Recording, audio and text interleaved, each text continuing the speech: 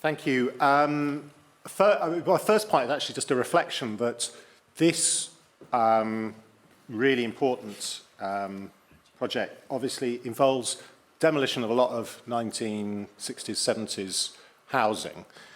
In my ward, we've got a lot of social housing built in the 1920s and 30s, and no one's proposing knocking that down.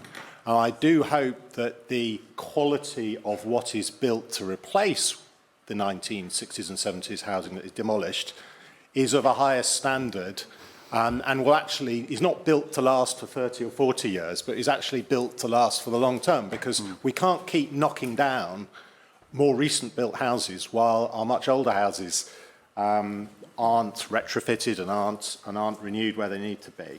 So it's just that's an issue about, you know, the quality and the specification of those houses is important.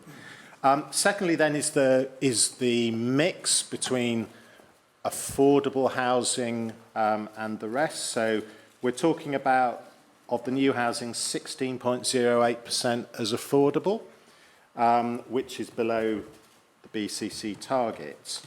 And there's sort of very vague comments about, well, we'll see what we can do to increase that. But how is that? How could that process happen? What is it that might be able to drive that up?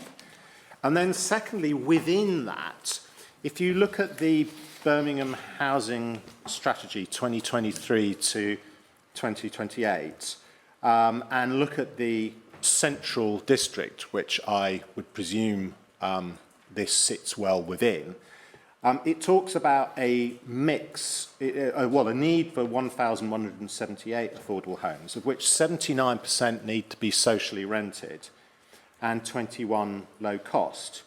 So in other words, you know, the very, very heavy majority, almost 4 to 1, need to be socially rented.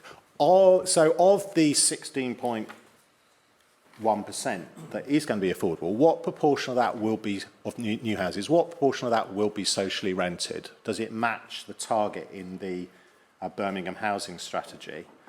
And finally, one thing that just read as odd in the report is that it talks about local ward members have been consulted and fully support this strategy. I mean, if there was a strategy on this scale in my ward, I think I have a bit more to say about it than just I fully support it. I might well fully support it, but I'd be making lots of comments about how things need to be done, what needs to be a priority, and so on.